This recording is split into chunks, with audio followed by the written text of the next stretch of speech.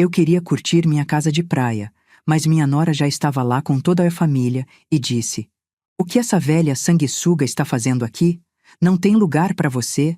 Eu sorri. "Tá tudo bem, querida." Mas o que eu fiz depois transformou a vida dela num verdadeiro inferno. Antes de continuar, me conta nos comentários de qual cidade você está acompanhando essa história e se já passou por algo parecido. E não esquece de se inscrever no canal para não perder histórias como essa. Meu nome é Isabel, tenho 70 anos, e essa história aconteceu no último verão, na minha casa de praia em Guarujá. Uma casa que eu construí tijolo por tijolo, com cada centavo que juntei trabalhando como costureira durante 40 anos. Cada móvel, cada decoração, cada vaso de planta foi escolhido com carinho e comprado com o suor do meu trabalho. Quando meu marido Antônio morreu há 5 anos, muita gente achou que eu ia vender tudo e me mudar para um apartamentinho pequeno. "Isabel, você não precisa de tanto espaço", diziam. "Isabel, uma casa dessa dá muito trabalho para uma mulher sozinha", insistiam. Mas eu sabia o que aquela casa representava. Não era só concreto e tinta. Era minha independência, minha dignidade, o resultado de décadas de acordar às 5 da manhã para costurar vestidos de festa, uniformes escolares, concertos 1000. A casa fica numa rua tranquila, a 3 quadras da praia, tem 2 quartos, uma sala ampla com vista para um pequeno jardim que eu mesma cuidei, e uma cozinha americana onde eu amo preparar meus quitutes. O portão azul desbotado, as janelas de madeira pintadas de branco, a varanda com 2 cadeiras de balanço onde eu e Antônio costumávamos tomar chimarrão nas tardes de domingo. Cada detalhe dessa casa conta nossa história. Naquela sexta-feira de janeiro, eu havia arrumado minha mala com o maior cuidado. Tinha separado meus livros favoritos, alguns ingredientes especiais para fazer uma torta de banana que é minha marca registrada, e até tinha comprado uns queijos e vinhos para relaxar. Há meses eu planejava esse fim de semana. Queria pintar a parede da sala que estava descascando, regar meu jardim de temperos e principalmente ficar em paz comigo mesma. Eram quase 3 da tarde quando cheguei. O sol estava forte, típico do verão paulista, e eu já sentia o cheiro do mar no ar. Mas quando coloquei a chave na fechadura do portão, percebi que estava aberto. Estranho. Eu sempre tranco tudo quando vou embora. Foi aí que ouvi as vozes. Risos altos, música, o barulho de crianças correndo. Meu coração disparou. Será que estavam invadindo minha casa? Empurrei o portão devagar, e o que vi me fez gelar. Minha varanda estava irreconhecível. Brinquedos das crianças espalhados por todo lado. Bonecas sem cabeça, carrinhos quebrados, pedaços de massinha grudados no chão que eu encerava com tanto cuidado. Toalhas molhadas e fedorentas estendidas no varal que eu usava exclusivamente para secar minhas ervas e temperos do jardim. A mesa de plástico branca que eu guardava cuidadosamente no depósito para emergências estava montada bem no meio do meu jardim de rosas, com as pernas afundando na terra fofa onde eu plantei manjericão na semana passada. A mesa estava coberta de latas amassadas de cerveja, pratos de papel sujos com restos de comida grudados, copos plásticos derramando líquido pegajoso no meu gramado. E lá, sentada na minha cadeira de balanço preferida, aquela cadeira de madeira que Antônio fez com as próprias mãos e onde nós dois assistíamos ao pôr do sol todos os dias durante 20 anos, estava minha nora Mariana, balançando despreocupadamente como se fosse a dona de tudo. Mariana tem 35 anos, sempre foi uma mulher bonita no sentido convencional, cabelos loiros que ela gasta uma fortuna para manter, unhas sempre feitas, roupas de marca que custam mais que meu orçamento mensal. Mas desde o primeiro dia que a conheci, há 8 anos, algo no olhar dela me incomodava profundamente. Era um olhar calculista, frio, como se ela estivesse sempre avaliando quanto cada coisa valia e como poderia se beneficiar da situação. Ela veio para São Paulo do interior, de uma cidadezinha chamada Sertãozinho, perto de Ribeirão Preto, onde a família dela sempre teve dificuldades financeiras. Roberto me contou que ela cresceu numa casinha pequena com 5 irmãos e que sempre sonhou em subir na vida, como ela mesma dizia. Desde que casou com meu filho Roberto há 6 anos, Mariana sempre deixou muito claro, através de comentários aparentemente inocentes, que me achava uma velha antiquada, ultrapassada, um peso na vida deles. Sogra, ela dizia com aquele sorriso falso que não chegava aos olhos, a senhora precisa se modernizar, sair dessa de ficar lembrando do passado, viver a vida que ainda tem pela frente. Como se minha vida fosse algo que ela pudesse definir ou controlar. Quando me viu parada ali no portão, com minha mala na mão e uma cara que devia estar de total perplexidade, Mariana não demonstrou nenhum constrangimento. Pelo contrário, ela se levantou da minha cadeira como se fosse a dona da casa e veio até mim com uma arrogância que me deixou sem palavras. O que essa velha sanguessuga está fazendo aqui? Não tem lugar para você. As palavras saíram da boca dela como uma bofetada. Eu senti meu rosto queimar. Não só pelo calor do sol, mas pela humilhação. Ali, na frente da minha própria casa, sendo chamada de sanguessuga pela mulher do meu filho. Respirei fundo e sorri. Tá tudo bem, querida. Mas por dentro, algo muito profundo se quebrou. E ao mesmo tempo, algo muito perigoso começou a despertar. E você, o que faria se sua própria nora te tratasse assim na sua casa? Mariana me olhou como se eu fosse um inseto irritante que apareceu no piquenique. Olha, dona Isabel, nós já estamos instalados aqui há 3 dias. As crianças estão se divertindo. Trouxemos minha mãe e minha irmã Verônica. Não dá para simplesmente aparecer aqui sem avisar e estragar nosso fim de semana. Sem avisar? Na minha própria casa? Eu estava começando a entender que aquilo não era apenas um mal-entendido. Havia algo muito mais calculado acontecendo ali. Mariana, querida, eu disse, ainda mantendo a calma que aprendi em 70 anos de vida. Esta é minha casa. Eu não preciso avisar ninguém para vir à minha própria casa. Ela deu uma risada seca. Sua casa? Ah, dona Isabel, a senhora está muito desatualizada sobre as coisas. E então, ela falou uma frase que me fez perceber que eu tinha subestimado completamente a situação. Roberto já cuidou de todos os papéis. Tecnicamente, esta casa não é mais sua. Senti meu mundo desabar. Roberto? Meu filho Roberto estava envolvido nisso? Onde está meu filho? Perguntei, e pela primeira vez minha voz tremeu. Ele foi resolver umas pendências no cartório em Santos. Volta só domingo à noite. Mas não se preocupe, ele deixou tudo explicadinho para mim. Mariana cruzou os braços e me olhou de cima a baixo. A senhora pode ficar no hotel ali da esquina. Ou melhor ainda, pode voltar para São Paulo. Nós vamos cuidar bem da casa. Foi nesse momento que vi as outras pessoas na minha sala. Pela janela aberta, consegui identificar uma senhora gorda de uns 60 anos. Devia ser a mãe da Mariana. E uma moça mais nova, provavelmente a irmã Verônica. Todas elas estavam à vontade, como se fossem as donas da casa. Posso ao menos pegar algumas roupas no meu quarto? Perguntei, tentando manter a dignidade. Mariana suspirou como se eu fosse uma criança chata fazendo birra. Pode, mas rápido, e não mexa nas coisas que já arrumamos. Caminhei até a porta da frente da minha casa. Da minha casa, eu repetia mentalmente para não esquecer. E o que vi quando entrei quase me fez desabar ali mesmo. Minha mesa de jantar de madeira maciça, aquela que eu e Antônio compramos numa lojinha de móveis usados quando éramos recém-casados e que eu encerei religiosamente todo mês durante décadas até ela ficar com aquele brilho dourado lindo, estava completamente coberta de embalagens de comida delivery. Caixas de pizza abertas, com pedaços ressecados, grudados no papelão, marmitas de alumínio vazias com restos de comida azeda, refrigerantes derramados criando manchas pegajosas na madeira que eu protegia como um tesouro. Minhas almofadas bordadas à mão, cada uma levou meses para ser feita, com pontos que aprendi com minha mãe quando era menina.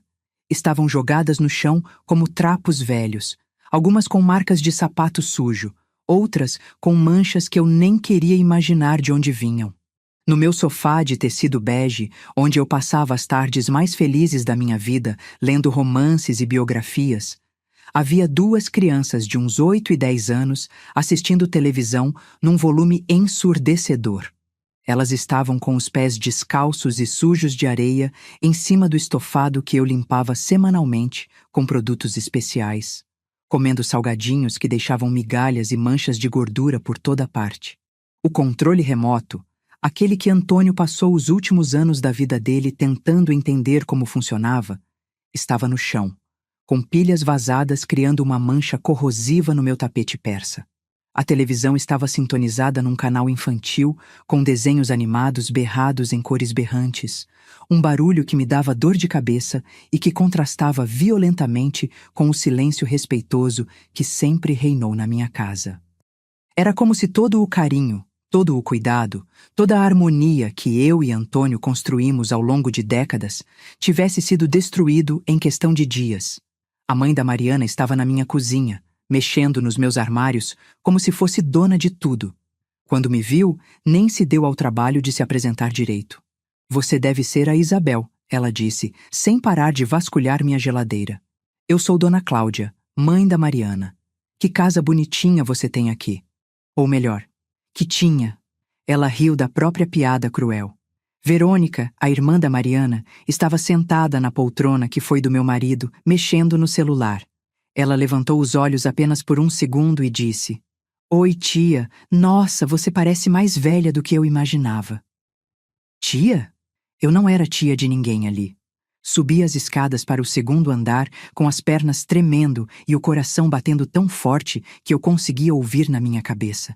Cada degrau daquela escada que eu subia há 5 anos, desde que me mudei definitivamente para a casa depois da morte do Antônio, parecia mais pesado que o anterior. Minhas mãos suavam frio enquanto eu me segurava no corrimão que Antônio instalou, pensando na minha segurança quando ficasse mais velha. "Isabel", ele dizia sempre, "essa casa tem que ser segura para você até quando você tiver 90 anos.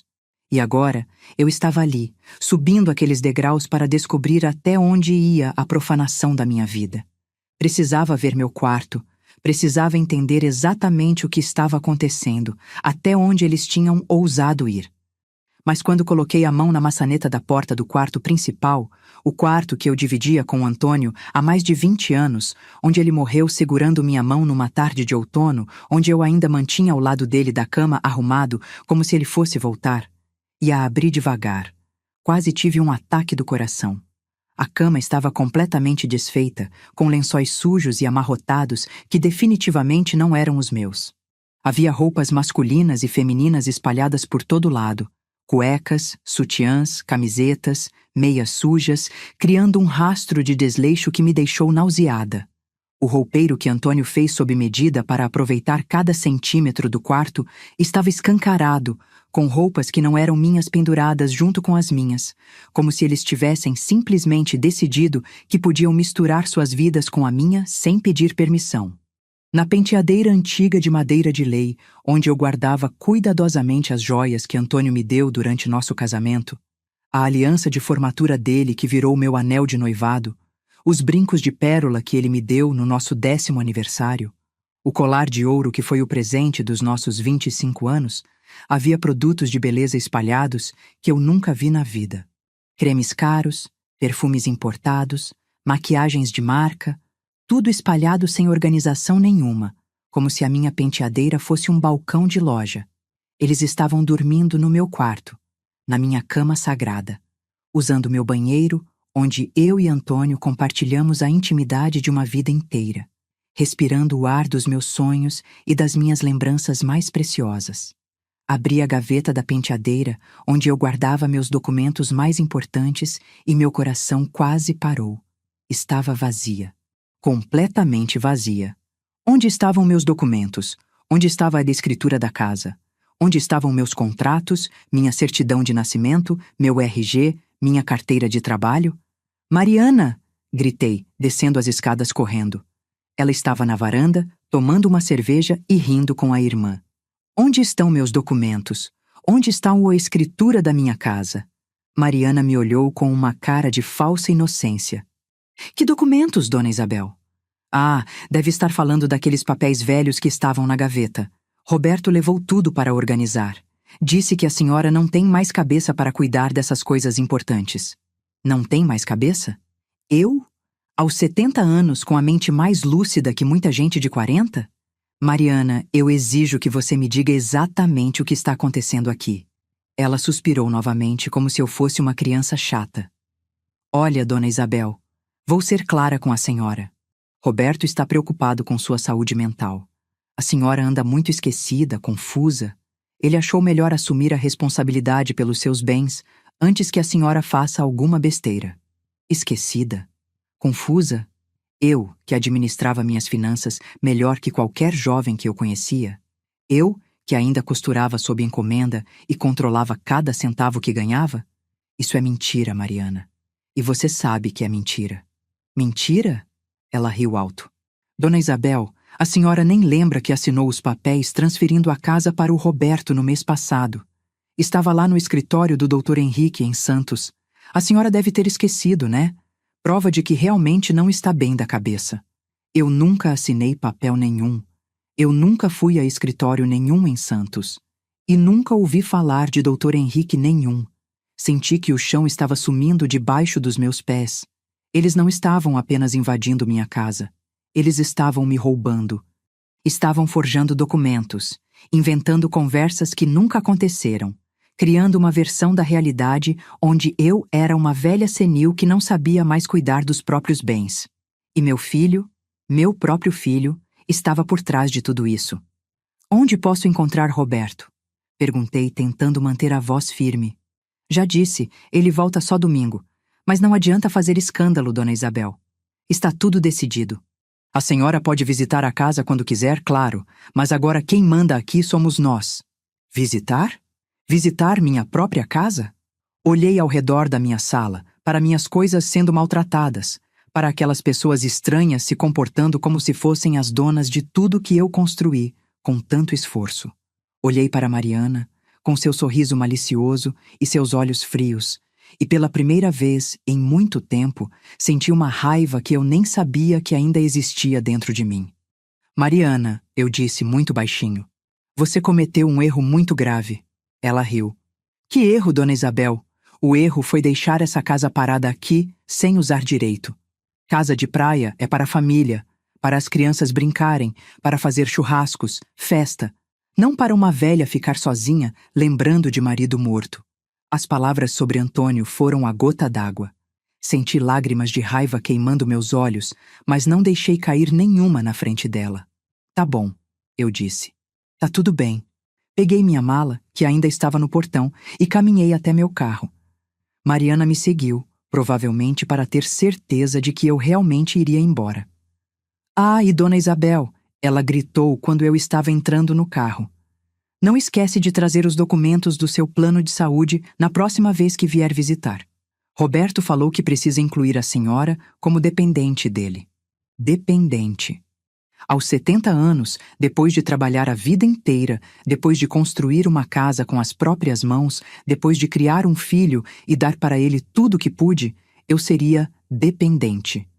Liguei o carro e saí devagar, vendo pelo retrovisor Mariana voltando para minha varanda, para minha casa, para minha vida.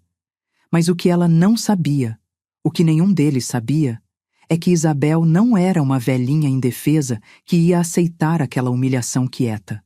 Eu tinha 70 anos de vida, 70 anos de lutas, 70 anos de experiências que me ensinaram que o mundo não dá nada de graça para ninguém. E, principalmente, eu tinha uma inteligência que Mariana havia subestimado completamente. Enquanto dirigia de volta para São Paulo, comecei a planejar minha vingança. E quando digo vingança, não estou falando de gritaria ou drama. Estou falando de algo muito mais devastador. Justiça. Durante as 2 horas e meia de viagem de volta para São Paulo, minha mente funcionava como uma máquina de guerra.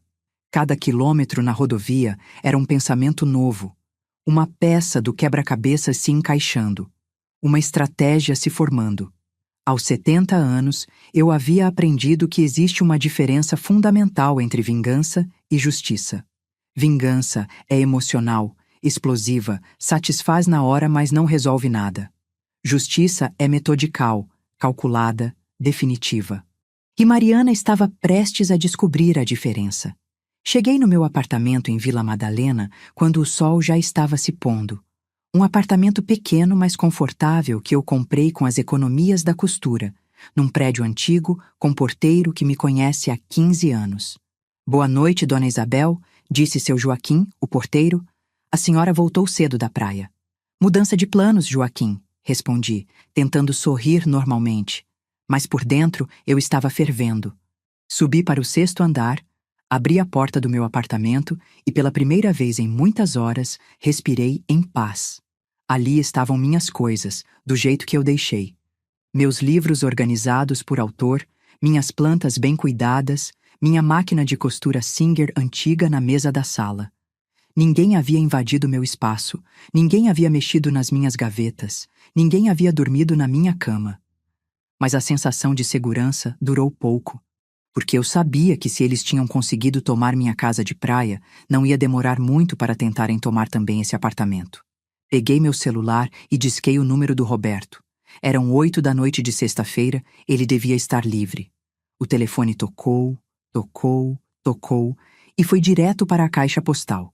Tentei novamente. Mesma coisa. Na terceira tentativa, a ligação foi recusada antes mesmo de completar o primeiro toque. Meu próprio filho estava me ignorando. Sentei na poltrona da sala, aquela que era do meu pai e que eu trouxe quando ele morreu, e pela primeira vez desde que saí de Guarujá, permiti que as lágrimas caíssem. Não eram lágrimas de autocomiseração. Eram lágrimas de uma raiva tão profunda que eu nem sabia que era capaz de sentir. Roberto nasceu quando eu tinha 25 anos. Eu e Antônio tentamos ter filhos durante 3 anos, e quando ele finalmente chegou, foi a alegria mais pura que já senti na vida. Um bebê lindo, de olhos grandes e sorriso fácil. Eu parei de trabalhar por 6 meses para cuidar dele, mesmo sabendo que isso significava menos dinheiro para a casa. Antônio fazia horas extras como eletricista. Eu voltei a costurar de madrugada depois que Roberto dormia. Tudo para dar para ele a melhor vida que conseguíssemos. Roberto sempre foi um menino carinhoso, obediente, inteligente. Passou no vestibular para administração na USP, conseguiu um emprego numa empresa de logística, se casou com Mariana 6 anos atrás numa festa linda, que eu e Antônio pagamos com muito sacrifício. E agora? Agora ele estava conspirando com a mulher para me roubar. Onde foi que eu errei? Sequei as lágrimas e peguei novamente o celular. Se Roberto não queria falar comigo, eu ia descobrir por outros meios o que exatamente estava acontecendo. Liguei para minha vizinha em Guarujá, Dona Esperança, uma senhora de 60 e poucos anos que morava na casa ao lado da minha há mais de 10 anos. Ela sempre foi uma boa amiga, uma pessoa observadora e discreta. Isabel, ela atendeu na segunda chamada. Que surpresa! Não sabia que você não estava na casa. Dona Esperança, preciso te perguntar uma coisa muito importante. A senhora viu movimento na minha casa nos últimos dias? Houve uma pausa.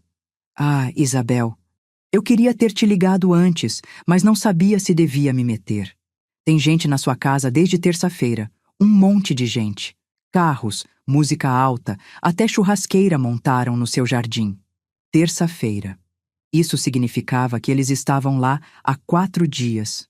Não 3, como Mariana havia dito. E se eles chegaram na terça, quer dizer que Roberto planejou tudo nos mínimos detalhes, sabendo exatamente quando eu ia chegar na sexta. A senhora viu meu filho Roberto por lá?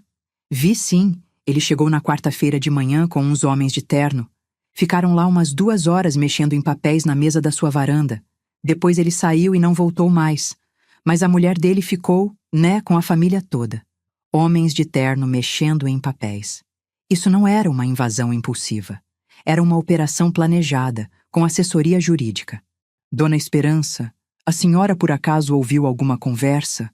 Alguma coisa que possa me ajudar a entender o que está acontecendo? Ela abaixou a voz, como se alguém pudesse estar escutando. Ontem à tarde, eu estava regando as plantas na varanda e não pude deixar de ouvir. A nora sua estava no telefone falando bem alto com alguém. Ela dizia que ia vender a casa ainda este ano, que já tinha uns compradores interessados, que era só uma questão de fazer os papéis ficarem em ordem. Meu sangue congelou. Vender? Eles queriam vender minha casa? Isabel, você está bem? O que está acontecendo? Estou tentando descobrir, Dona Esperança. Se a senhora vir mais alguma coisa estranha, pode me ligar? Claro, minha filha. Toma cuidado, viu?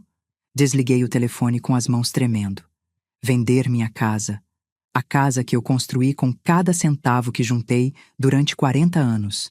A casa onde eu e Antônio fomos felizes.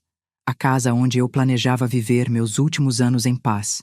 Não, isso não ia acontecer. Fui até meu armário e peguei uma pasta que eu guardava com todos os meus documentos importantes. Lá estavam as cópias de tudo: certidão de nascimento, RG, CPF, comprovantes de renda, extratos bancários. E, principalmente, estava lá a segunda via da escritura da casa, que eu sempre mantive guardada separadamente, por precaução. Porque uma coisa que Mariana e Roberto não sabiam é que Isabel não era uma velha ingênua. Eu havia trabalhado anos como autônoma, lidando com contratos, notas fiscais, Receita Federal. Eu sabia a importância de ter backup de tudo. Peguei meu notebook. Sim, aos 70 anos eu sei usar computador. Aprendi há 5 anos num curso da terceira idade. E comecei a pesquisar advogados especializados em direito de família e patrimônio em Santos. Se eles tinham ajuda jurídica, eu também ia ter. E ia ter a melhor. Achei o nome de um escritório que tinha ótimas avaliações. Galvão em Associados, advocacia especializada. O doutor Thomas Galvão tinha várias vitórias em casos de fraude documental e invasão de propriedade. Ele parecia ser exatamente o que eu precisava. Mas eram 9 da noite de sexta-feira. Teria que esperar até segunda para entrar em contato. Segunda-feira era longe demais. Eu não conseguia ficar parada sabendo que aquela gente estava na minha casa, fazendo Deus sabe o quê com os meus pertences. Foi aí que me lembrei de uma coisa. Roberto sempre foi descuidado com senhas. Desde adolescente, ele usava a mesma senha para tudo. A data de nascimento dele seguida do nome Vasco, por causa do time de futebol. 2788 e 1994 Vasco. Eu sabia porque várias vezes ao longo dos anos eu tive que ajudá-lo a acessar contas dele quando esquecia as senhas. Abri o Facebook e tentei entrar na conta dele. Bingo! A senha funcionou. Roberto não mexia muito no Facebook, mas Mariana vivia postando coisas lá. E quando abri o perfil dele, vi algo que me fez gelar. Ela havia postado fotos da minha casa. Fotos dela e das crianças na minha varanda, na minha sala, no meu jardim, e a legenda dizia: finalmente conseguindo aproveitar nossa casa de praia. Que delícia ter um lugar só nosso para relaxar com a família. Nossa casa de praia. Ela estava dizendo publicamente para todos os amigos e conhecidos que a casa era deles. Mas isso não foi o pior. Nos comentários, vi uma conversa entre Mariana e a irmã dela, Verônica. Verônica: irmã, que casa linda! Vocês finalmente compraram? Mariana: na verdade é a herança antecipada da sogra. Ela não tem mais condições de cuidar sozinha, sabe como é? A idade chegou.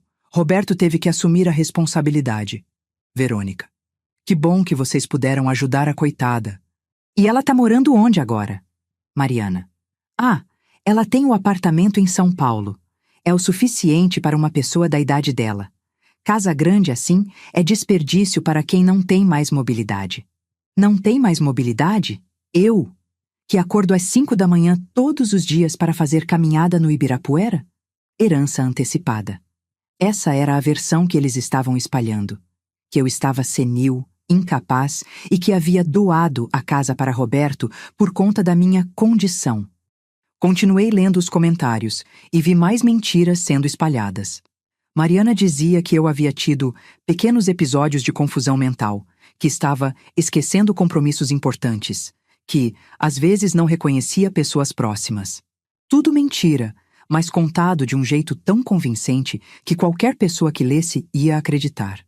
Eles estavam construindo uma narrativa pública da minha incapacidade mental para justificar o roubo da minha casa. E você? Já imaginou ter sua própria família espalhando mentiras sobre sua sanidade mental para roubar seus bens? Imprimi todas as conversas, salvei todas as fotos. Cada mentira que eles espalharam ia ser usada contra eles no tribunal. Mas eu precisava de mais evidências. Entrei na conta de e-mail do Roberto, mesma senha, claro, e comecei a vasculhar as mensagens dos últimos meses. O que encontrei me deixou com vontade de vomitar. Havia uma troca de e-mails entre Roberto e alguém assinando como Dr. Henrique Medeiros, datada de 3 semanas atrás. O assunto era: documentação para transferência de propriedade, Caso Isabel Santos. Abri a conversa e li cada palavra com crescente horror. Dr. Henrique. Roberto, conforme conversamos, vou precisar de alguns documentos da sua mãe para preparar a documentação. Você conseguiu o RG e CPF dela? Roberto. Consegui sim, doutor. Anexo cópias. Sobre o laudo médico que conversamos, o senhor tem algum contato de confiança? Dr. Henrique. Tenho sim. Dr. Carlos Moreira, geriatra. Ele pode emitir um parecer técnico baseado nas informações que você fornecer sobre o comportamento dela. Obviamente, será um documento sigiloso, só para agilizar o processo de curatela. Curatela? Eles queriam me declarar incapaz legalmente. Roberto. Perfeito. Vou listar todos os episódios de confusão que minha esposa presenciou. Mariana tem boa memória para esses detalhes. Episódios de confusão que Mariana presenciou. Tudo inventado, tudo mentira. A conversa continuava. Dr. Henrique. Roberto, só para confirmar nosso acordo. Meus honorários são de 15 mil reais para todo o processo, mais 2 mil reais para o Dr. Moreira pelo laudo. Você confirma o pagamento? Roberto. Confirmado. Mariana já separou o dinheiro. Vale muito a pena para proteger o patrimônio da família antes que mamãe faça alguma besteira com as economias dela. Proteger o patrimônio. Eles estavam me roubando e ainda se convenciam de que estavam fazendo um favor para mim. Havia mais e-mails, um com Roberto pesquisando preços de casas similares à minha na região, claramente para saber quanto valeria na hora de vender. Outro com uma imobiliária de Santos, perguntando sobre o processo de venda de propriedade recém-adquirida por herança. Eles já estavam planejando vender antes mesmo de conseguir roubar oficialmente. Imprimi tudo, cada e-mail, cada conversa, cada evidência da fraude que eles estavam cometendo. Mas o pior ainda estava por vir. No final da pasta de e-mails, encontrei uma mensagem que Roberto havia mandado para Mariana na semana passada. Mari, amor, ainda estou com um pouco de peso na consciência sobre essa história com a mamãe. Será que não é muita crueldade? A resposta dela me fez sentir um ódio que eu nem sabia que existia dentro de mim. Roberto, sua mãe teve a vida inteira para aproveitar essa casa. Agora é nossa vez. Nossos filhos merecem ter uma casa de praia para crescer, fazer memórias de infância. Isabel já viveu a vida dela, já aproveitou tudo que tinha para aproveitar. Agora ela só fica lá lembrando de marido morto, desperdiçando um patrimônio que podia estar dando alegria para a família. Para de sentir culpa. Você é o filho único. Essa casa ia ser sua de qualquer jeito quando ela morresse. A gente só está antecipando o inevitável. Isabel já viveu a vida dela, como se aos 70 anos eu fosse um estorvo que deveria ser descartado. Antecipando o inevitável, como se eles estivessem me enterrando em vida. Fechei o computador e fiquei parada no escuro da sala, tentando processar a dimensão da traição. Não era só Roberto se aliando a Mariana contra mim. Era Roberto concordando ativa e conscientemente em me roubar, em me humilhar, em me declarar incapaz, em destruir minha dignidade. Meu filho não estava sendo manipulado pela esposa. Ele era um criminoso igual a ela. Mas eles cometeram um erro fatal. Eles subestimaram Isabel.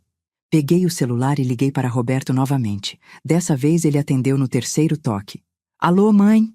A voz dele soava nervosa. Roberto, precisamos conversar.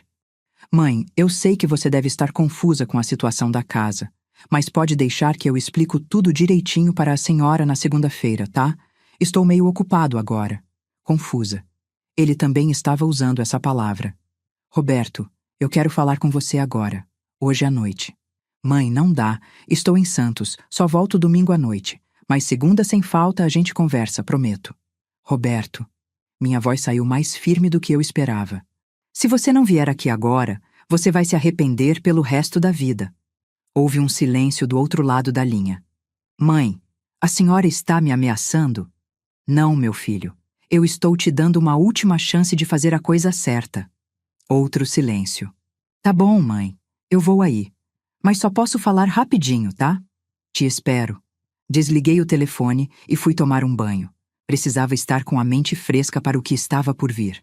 Porque essa conversa ia decidir se Roberto ainda tinha alguma chance de se redimir ou se ele ia virar meu inimigo definitivamente.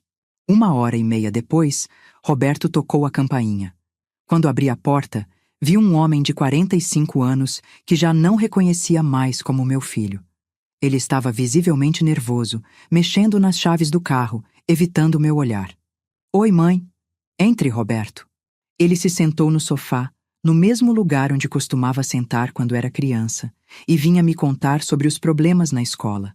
Mas agora era um estranho na minha sala. Roberto, eu comecei, me sentando na poltrona em frente a ele. Eu sei de tudo. Ele piscou várias vezes, como se não tivesse entendido. Sabe de quê, mãe? Sei do Dr. Henrique Medeiros. Sei do laudo médico falso. Sei dos 15 mil reais que vocês pagaram para forjar documentos. Sei que vocês já estão planejando vender minha casa. O rosto de Roberto ficou branco. Completamente branco. Mãe, eu... Sei também que você contou para Mariana que eu já vivi minha vida e que vocês estão apenas antecipando o inevitável. Ele abaixou a cabeça e ficou em silêncio por quase 1 minuto inteiro. Como a senhora descobriu? Nem tentou negar, nem fingiu inocência. Apenas perguntou como eu descobri. Isso não importa, Roberto.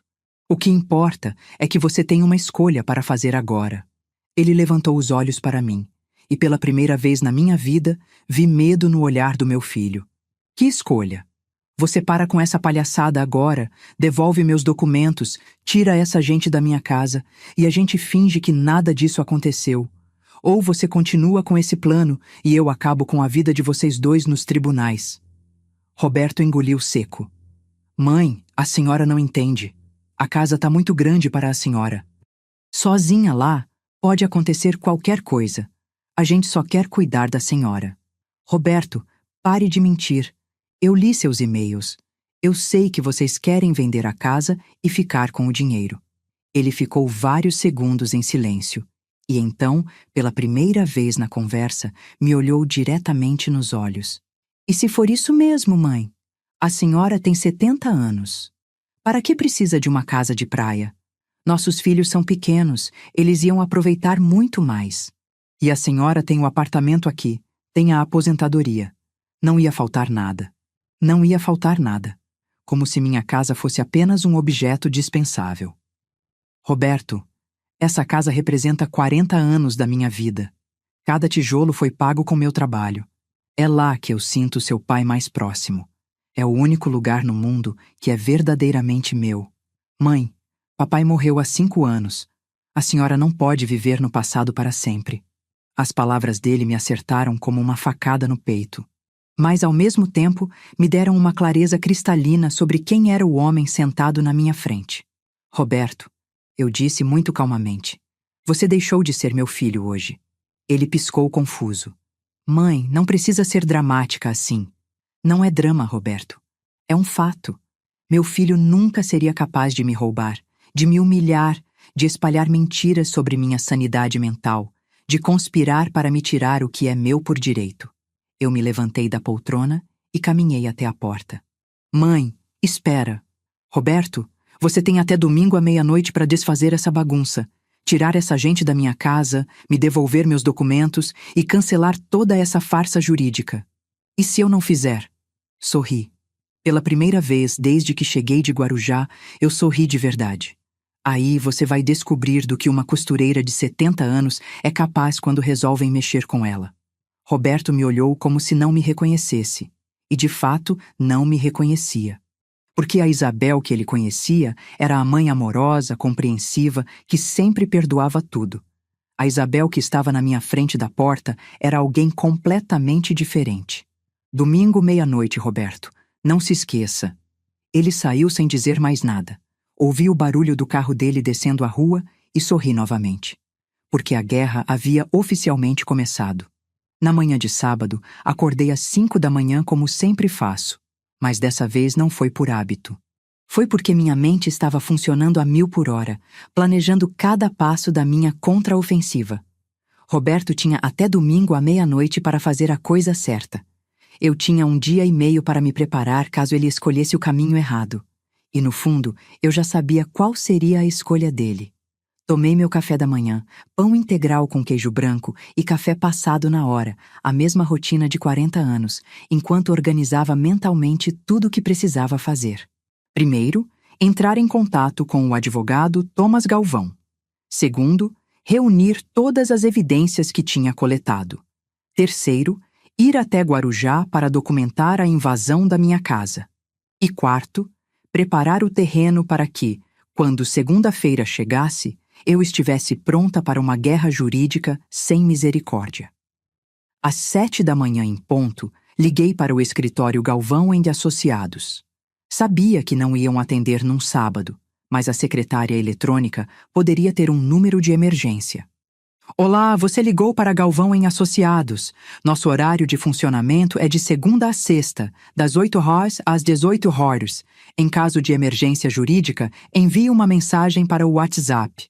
Anotei o número e imediatamente mandei uma mensagem. Bom dia, Dr. Thomas. Meu nome é Isabel Santos, tenho 70 anos e estou sofrendo uma tentativa de fraude patrimonial por parte do meu próprio filho e minha nora. Eles invadiram minha casa de praia, forjaram documentos para transferir a propriedade e estão tentando me declarar incapaz mentalmente para roubar meus bens. Tenho evidências documentais de tudo. É possível uma consulta de emergência ainda hoje? Estou disposta a pagar o que for necessário. 5 minutos depois, meu telefone tocou. Dona Isabel, aqui é Thomas Galvão. Recebi sua mensagem. A senhora pode estar no meu escritório em Santos em 2 horas? A voz dele era firme, profissional, mas havia uma urgência que me tranquilizou. Ele havia entendido a gravidade da situação. Posso sim, doutor.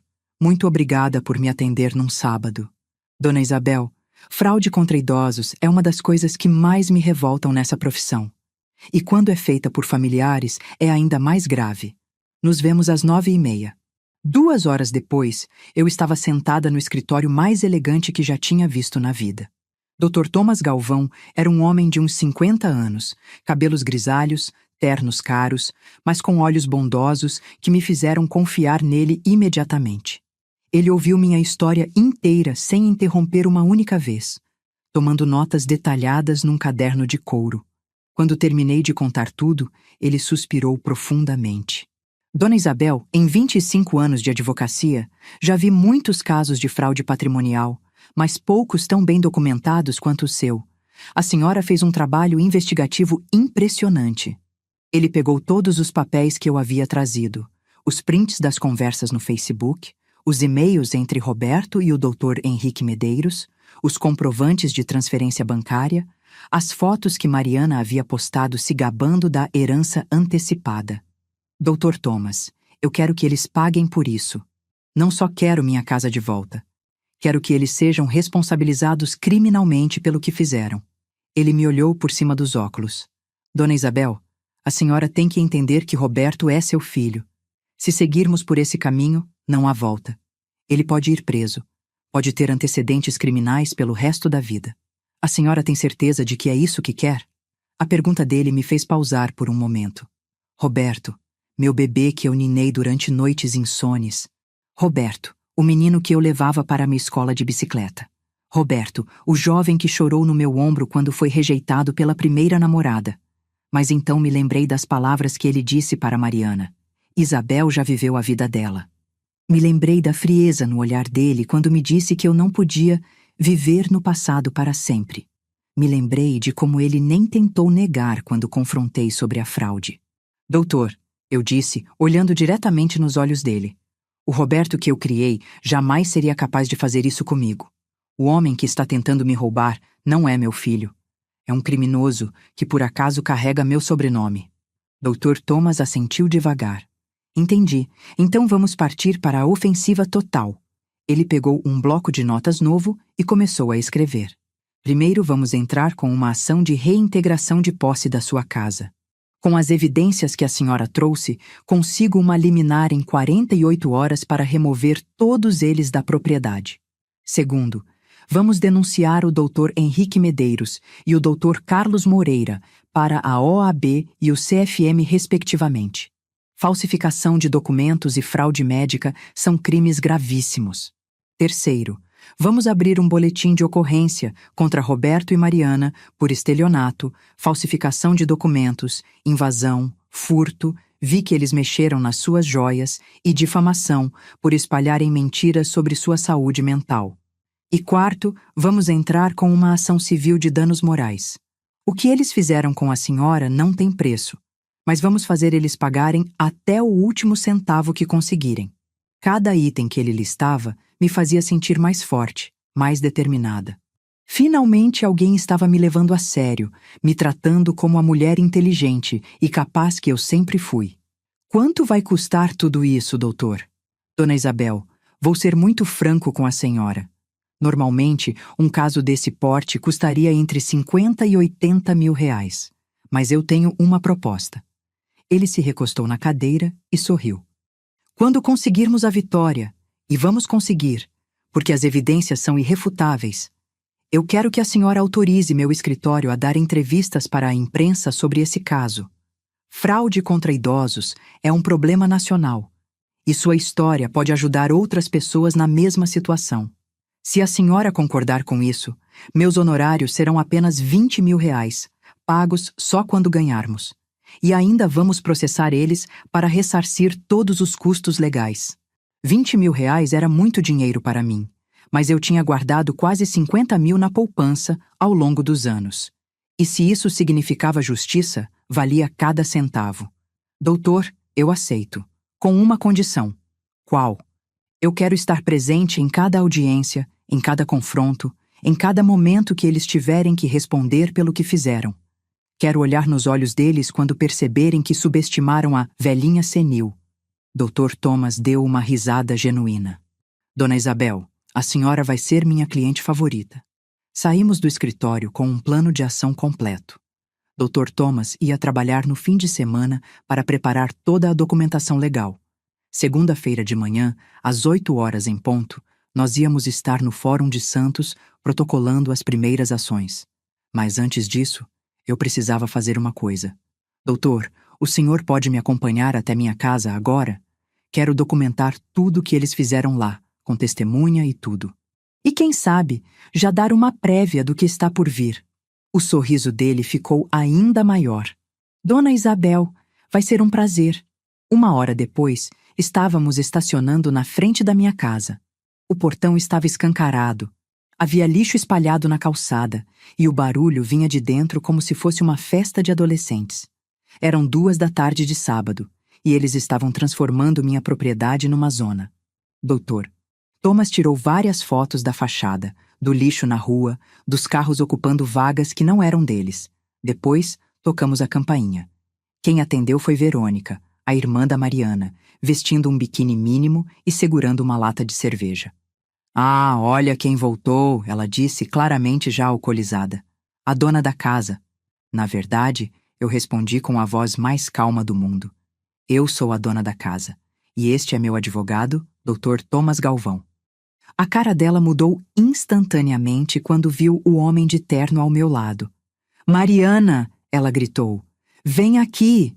Mariana apareceu também de biquíni, mas quando me viu com o advogado, tentou rapidamente colocar uma canga por cima. Dona Isabel, que surpresa! Não sabia que a senhora vinha hoje. Roberto não está, foi comprar churrasco. Imagino, eu disse. Mariana, este é Dr. Thomas Galvão, meu advogado. Ele está aqui para documentar a invasão ilegal da minha propriedade. Doutor. Thomas se adiantou, tirando um cartão da carteira. Senhora, meu nome é Thomas Galvão, sou advogado especializado em direito patrimonial. Estou representando Dona Isabel Santos, legítima proprietária desta residência. A senhora poderia me informar sobre qual autorização legal estão ocupando esta propriedade? Mariana ficou visivelmente nervosa, olhando de mim para o Dr. Thomas. Como assim autorização legal? Roberto já explicou para a sogra que cuidamos de todos os papéis. A casa já foi transferida para o nome dele. Interessante, disse Dr. Thomas, continuando a tirar fotos. A senhora poderia me mostrar essa documentação? Porque nos registros oficiais que consultei ontem, a propriedade ainda está em nome de Isabel Santos. Foi aí que vi o pânico nos olhos dela. Ela percebeu que tinha falado demais. Eu não cuido dessas coisas. Roberto que resolve. Entendo. E onde está o Sr. Roberto agora? Ele foi resolver umas coisas, doutor. Thomas anotou tudo no caderninho dele. Perfeito. Senhora, a partir de segunda-feira, a senhora vai receber uma notificação judicial para desocupação imediata desta propriedade. Recomendo que procure um advogado. Entramos na casa para documentar os danos. Era pior do que eu imaginava. Minha mesa de jantar estava riscada, alguns dos meus livros estavam molhados e estragados, havia marcas de cigarro no sofá. Na cozinha, minha louça boa estava quebrada na pia, como se tivessem usado e largado lá. Mas o pior foi quando subimos para o quarto. Além de estar uma bagunça total, eles haviam mexido no meu guarda-roupa e várias peças de roupa íntimas minhas estavam jogadas no chão, sujas. Era uma violação tão profunda da minha privacidade que senti vontade de chorar na hora. Dr. Thomas documentou tudo metodicamente, tirando fotos de cada cômodo, cada dano, cada evidência da desrespeitosa ocupação da minha casa. Quando descemos, Mariana estava no telefone, claramente ligando para Roberto em pânico. Roberto, você precisa voltar agora. Sua mãe está aqui com um advogado, eles estão tirando foto de tudo, falando em processo. Ela me viu olhando e virou o rosto, mas continuou falando alto o suficiente para eu ouvir. Que história é essa de que a casa ainda está no nome dela? Você não disse que já tinha resolvido tudo? Doutor. Thomas se aproximou de mim e sussurrou. Dona Isabel, quer dar uma declaração para ela?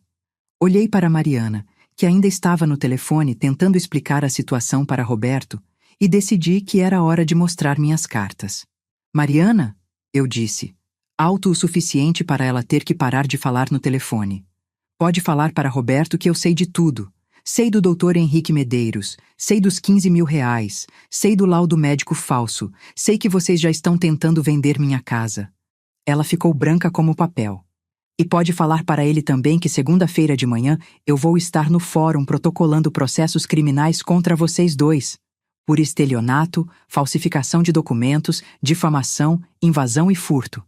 Mariana começou a gaguejar alguma coisa, mas eu continuei. Ah, e Mariana, aqueles posts no Facebook onde você fala que eu tenho episódios de confusão mental e que, às vezes, não reconheço pessoas próximas? Meu advogado já printou tudo. É mais uma acusação de difamação. Ela desligou o telefone bruscamente e me encarou com uma raiva que não conseguia mais disfarçar. Escuta aqui, sua velha maldita. Você pode vir com advogado, com polícia, com quem quiser, mas essa casa já é nossa. Roberto é seu único filho. Você não tem mais ninguém no mundo.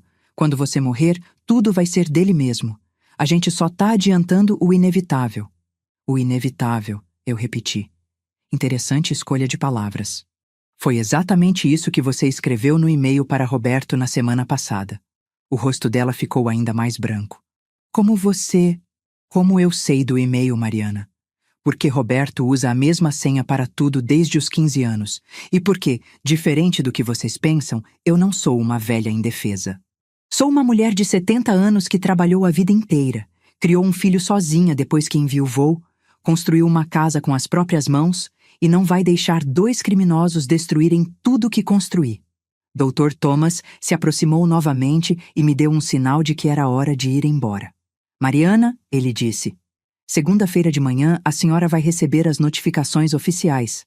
Sugiro que arrume suas coisas e saia voluntariamente antes disso. Vai ser melhor para todos. Quando estávamos saindo, Mariana gritou atrás de nós. Vocês vão se arrepender. Roberto não vai deixar isso barato. Ele tem direitos. Parei na porta e me virei para ela uma última vez. Mariana, os únicos direitos que Roberto tinha eram os direitos de um filho amado. Esses ele perdeu quando decidiu me trair. O que ele tem agora é uma mãe que vai lutar com todas as forças para ver ele na cadeia. Saímos da casa sob os olhares furiosos de Mariana e sua família. Mas eu estava me sentindo mais forte do que tinha me sentido em anos. No carro, o Dr. Thomas me disse: Dona Isabel, a senhora foi perfeita. Agora eles sabem que não estamos brincando. Doutor, eles ainda não viram nada. Segunda-feira é só o começo. Ele riu. Essa é uma das vinganças mais elegantes que já vi na minha carreira. Não é vingança, doutor. É justiça. Vingança seria emocional, impulsiva. Justiça é isso que estamos fazendo. metodical, calculada, definitiva. Quando cheguei em casa no final da tarde, meu celular tinha 14 chamadas perdidas de Roberto e 23 mensagens no WhatsApp. Todas desesperadas, todas tentando me convencer a conversar, a resolver isso em família, a não envolver advogados. A última mensagem, enviada 5 minutos antes, dizia: "Mãe, pelo amor de Deus, eu sou seu filho. Não faça isso comigo, a gente pode conversar e chegar num acordo."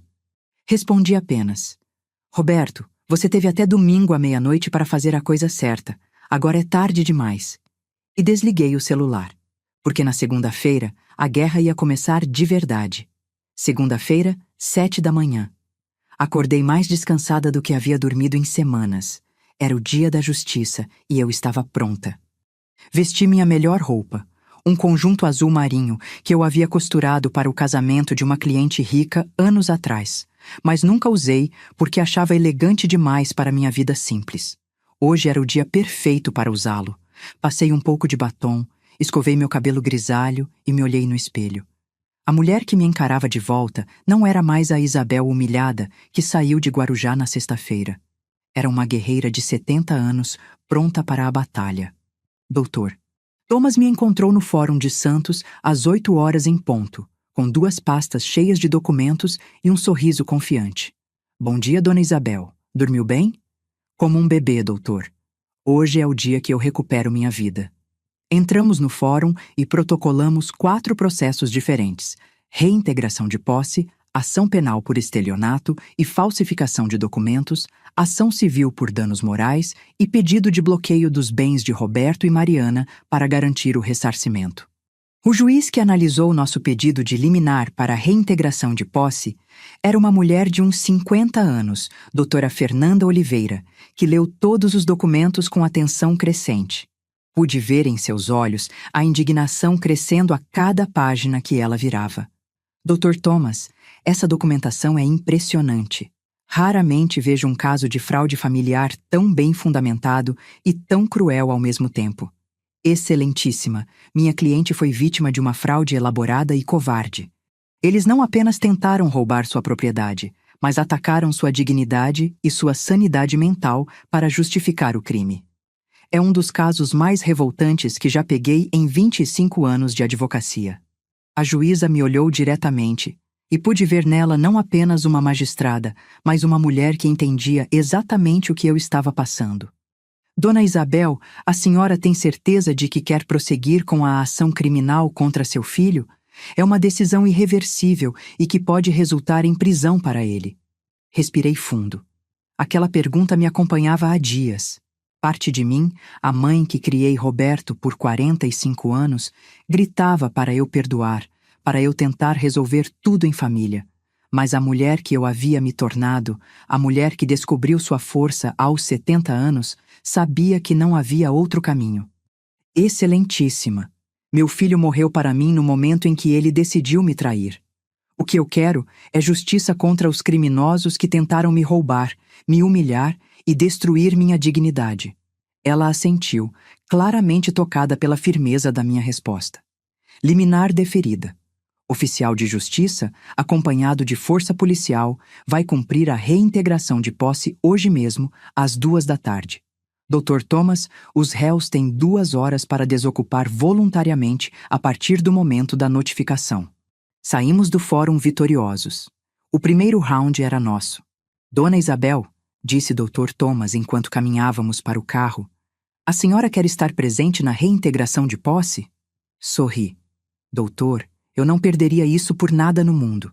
Às 2 da tarde em ponto, chegamos na minha casa acompanhados de um oficial de justiça, 2 policiais militares, um escrivão judicial e um caminhão de mudança que Dr. Thomas havia providenciado para retirar os pertences dos invasores. Havia também uma equipe de filmagem que documenta reintegrações de posse para fins judiciais. O movimento na rua chamou a atenção dos vizinhos. Dona Esperança estava na janela dela, claramente preocupada comigo, mas ao mesmo tempo aliviada em ver que eu não estava mais sozinha nessa luta. Outros vizinhos também saíram para ver o que estava acontecendo. Após uma semana de invasão barulhenta, Finalmente haveria paz na rua novamente. Mariana atendeu a porta já sabendo exatamente o que estava acontecendo. Ela devia ter visto a movimentação pela janela. Roberto estava ao lado dela, visivelmente desesperado, pálido, com olheiras profundas. Era óbvio que ele não havia dormido direito desde nossa conversa no sábado. Mãe, pelo amor de Deus, vamos conversar. Não precisa ser assim. A gente pode entrar num acordo. Eu posso devolver tudo. Sua voz estava embargada, as mãos tremiam. Parte de mim, a parte que ainda se lembrava do menino de 5 anos que corria para meus braços quando tinha pesadelos, sentiu uma pontada de dó. Mas eu me mantive firme. O oficial de justiça se adiantou. Senhora Mariana dos Santos Silva e Senhor Roberto Santos, vocês estão sendo oficialmente notificados da liminar de reintegração de posse expedida pela Terceira Vara Civil de Santos. Tem 2 horas para desocupar voluntariamente este imóvel, retirando todos os seus pertences. E se a gente não sair? Mariana perguntou, tentando manter a arrogância mesmo com a voz tremendo. Então serão removidos à força, e ainda responderão por desobediência à ordem judicial, respondeu um dos policiais. Foi nesse momento que Roberto se aproximou de mim, ignorando completamente os policiais e o oficial de justiça. Ele estava com lágrimas correndo pelo rosto, uma visão que não via desde que ele era adolescente e havia brigado com o pai. Mãe, eu sei que errei. Sei que fui fraco, que deixei Mariana me convencer a fazer uma coisa horrível, mas eu sou seu filho, eu te amo. A gente não pode resolver isso em família? Eu posso pagar de volta tudo que gastei. Posso devolver todos os seus documentos? Sua voz estava desesperada, suplicante. Ele chegou a segurar minha mão como fazia quando era criança e havia aprontado alguma travessura. Olhei para ele por um longo momento. Lá estava o menino que eu criei com tanto amor, que eu ninei durante noites inteiras quando tinha febre, que eu ensinei a andar de bicicleta no quintal de casa, que eu abracei e consolei quando ele chorava por causa de bullying na escola. O menino que me chamava de minha mãe querida e me trazia flores do jardim no Dia das Mães. Por um instante, quase cedi. Quase disse, tá bom, meu filho, vamos conversar. Quase deixei o coração falar mais alto que a razão. Mas então me lembrei das palavras cruéis que ele disse para Mariana por e-mail. Isabel já viveu a vida dela. Me lembrei de como ele concordou que eu estava desperdiçando um patrimônio. Me lembrei de como ele nem hesitou em inventar mentiras sobre minha saúde mental para me roubar. Roberto, eu disse, muito calmamente, retirando minha mão da dele. Quando você decidiu me roubar, você deixou de ser meu filho. Quando você inventou que eu estava com problemas mentais, você me matou como mãe. Quando você disse que eu já vivi minha vida, você me enterrou em vida. Mãe, eu não quis dizer aquilo. Eu estava confuso, com pressão. Não me chame de mãe. Meu filho jamais seria capaz de fazer o que você fez. Meu filho me respeitaria, me protegeria, cuidaria de mim. Você é apenas um estranho que dividiu comigo um sobrenome por 45 anos. As palavras saíram da minha boca com uma firmeza que eu nem sabia que possuía. Roberto começou a chorar mais forte, mas não era mais o meu problema. Mariana, vendo que a situação estava saindo completamente do controle, partiu para o ataque. Sua velha amargurada, você vai morrer sozinha. Quando você precisar de ajuda, de cuidados, não vem correndo atrás da gente. Dr. Thomas se aproximou dela. Senhora, a senhora está sendo filmada por este oficial de justiça. Sugiro que meça suas palavras. Mas Mariana estava fora de si. Filmada? Ótimo. Que todo mundo veja como essa velha egoísta preferiu destruir a família ao invés de dividir uma casa que ela nem usa direito. Mariana, eu disse, me aproximando dela, deixa eu te explicar uma coisa que você nunca entendeu. Essa casa não é só um bem material para mim. É o resultado de 40 anos de trabalho. É o lugar onde eu fui feliz com meu marido. É a prova de que eu consegui vencer na vida sem roubar ninguém, sem mentir para ninguém, sem pisar em ninguém. Você teve oportunidade de pedir a casa. Podíamos ter conversado, negociado, chegado num acordo. Mas vocês preferiram mentir, roubar, me humilhar. Me virei para Roberto. E você, que eu criei para ser um homem honesto, escolheu ser cúmplice de uma criminosa. Roberto desabou a chorar. Mãe, eu só queria dar uma vida melhor para meus filhos. Uma casa de praia, um futuro mais seguro. Roubando sua própria mãe? Isso é o futuro que você quer ensinar para seus filhos? O oficial de justiça interrompeu. Desculpem, mas preciso cumprir a ordem judicial. 2 horas começaram a contar agora. Foi uma cena surreal ver eles retirando às pressas tudo o que haviam trazido para minha casa. Roupas jogadas em sacolas, brinquedos das crianças, utensílios de cozinha que não eram meus. Durante quase 2 horas, foi um vai e vem desesperado de gente tirando coisas da minha casa. Dona Cláudia, a mãe de Mariana, passou por mim carregando uma mala e sussurrou: "Isso não vai ficar assim, não. A gente vai procurar nossos direitos." "Senhora", eu respondi, "os únicos direitos que vocês têm agora são os direitos de réus em processo criminal." Quando finalmente terminou a mudança, o oficial de justiça me entregou as chaves da minha própria casa. "Dona Isabel, a reintegração de posse foi cumprida. O imóvel está oficialmente devolvido à senhora." Peguei as chaves com as mãos tremendo, não de medo, mas de emoção. Depois de 4 dias de humilhação, minha casa estava de volta para mim. Roberto fez uma última tentativa. "Mãe, pelo menos deixa eu explicar para os meus filhos o que aconteceu. Eles não vão entender por que a avó sumiu da vida deles." "Roberto, seus filhos nunca foram netos para mim. Eles foram ferramentas que Mariana usou para me manipular. Faça isso pelos netos, Isabel. Pense no futuro dos netos, Isabel." Vocês usaram essas crianças como escudo para me roubar. Mas eles são inocentes. E eu também era inocente quando vocês decidiram me roubar. Foi a última coisa que falei com ele." Roberto entrou no carro com Mariana e saiu da minha rua, provavelmente para sempre. Dr. Thomas e eu entramos na casa para avaliar os danos. Era deprimente ver o estado que eles deixaram. Móveis arranhados, tapetes manchados, paredes sujas. Mas nada que não pudesse ser arrumado. "Dona Isabel, a senhora quer dar uma volta pela casa sozinha? Imagino que precise de um momento." "Obrigada, doutor." Caminhei devagar por cada cômodo da minha casa. A sala onde eu e Antônio assistíamos nossos filmes favoritos. A cozinha onde eu preparava nossas refeições especiais. O quarto onde dividimos 20 anos de vida. Sentei na cama e pela primeira vez em uma semana chorei. Mas não chorei de tristeza. Chorei de alívio. Minha casa estava de volta. Minha dignidade estava restaurada. E justiça ia ser feita. 3 meses depois, o desfecho judicial chegou como uma avalanche de justiça. Roberto e Mariana foram condenados a 2 anos de prisão em regime aberto, mais 300 horas de prestação de serviços comunitários cada um.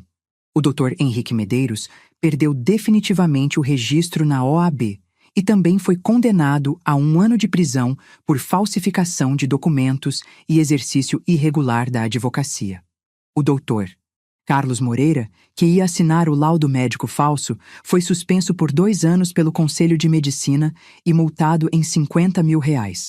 Eles também foram obrigados solidariamente a me pagar R$50 mil de indenização por danos morais, mais todos os custos dos processos que somaram quase R$20 mil adicionais. Roberto teve que vender o apartamento de 2 quartos onde morava com a família para conseguir pagar a indenização. Mariana teve que vender o carro dela. Durante o julgamento, presenciei momentos que jamais vou esquecer.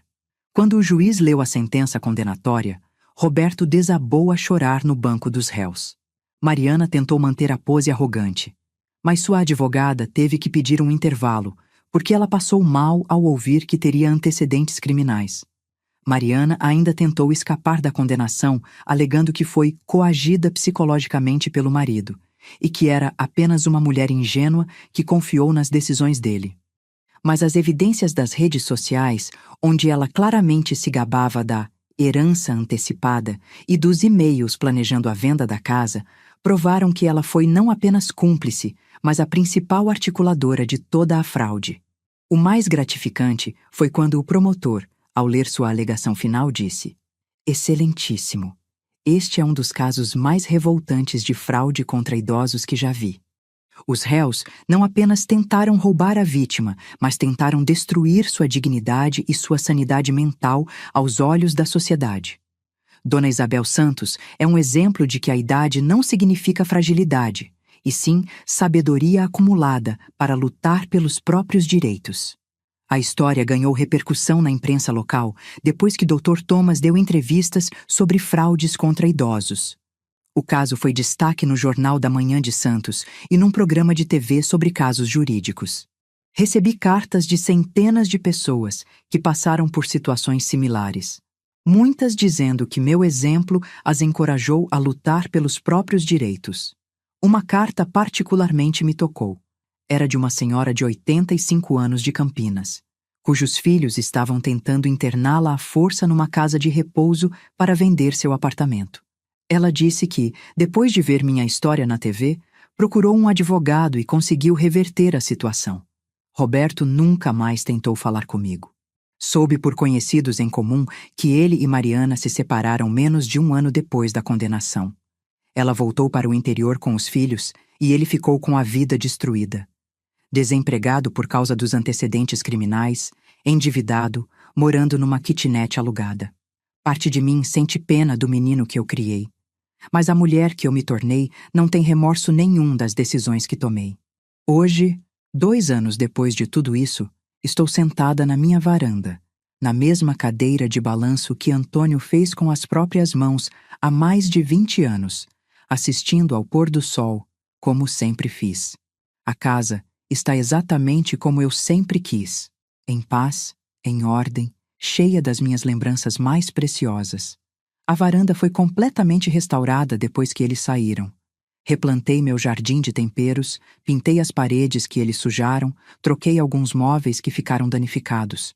Cada reforma foi um ato de reconstrução não apenas da casa, mas da minha própria dignidade. Dona Esperança, minha vizinha querida, vem tomar café comigo toda semana. Ela traz seus biscoitos de polvilho e eu faço meu café coado na hora. Durante essas visitas, ela sempre comenta: Isabel, você foi a mulher mais corajosa que eu já conheci. Essas palavras sempre me emocionam, porque me lembram de como eu era vista antes. Uma senhora frágil, indefesa. Agora sou vista pelo que realmente sou. Uma mulher forte que não se deixa passar para trás. Mas eu não me vejo como corajosa. Me vejo simplesmente como uma mulher que se recusou a aceitar ser desrespeitada. Uma mulher que entendeu, aos 70 anos, que dignidade não é algo que as pessoas te dão como um favor.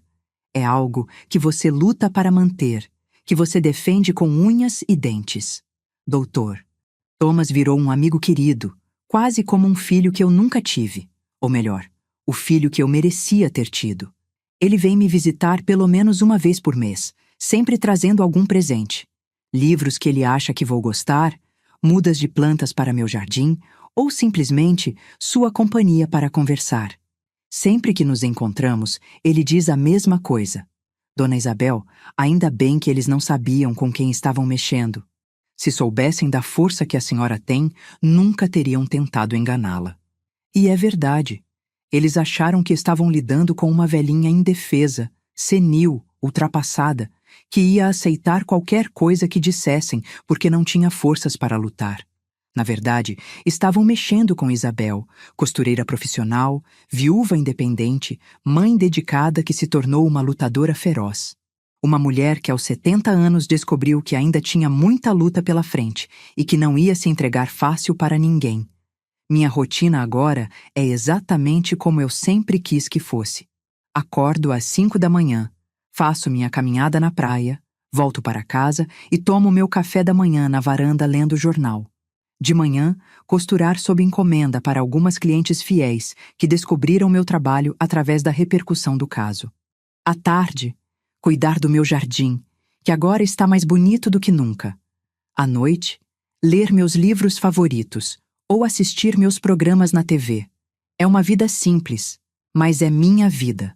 Uma vida que eu conquistei, que eu defendi, que eu mereço viver em paz. Às vezes, quando estou regando meu jardim de temperos ou costurando na varanda ao final da tarde, passo em frente ao quarto que era do Roberto quando ele era criança, agora transformado em meu ateliê de costura, e sinto uma pontada inevitável de saudade.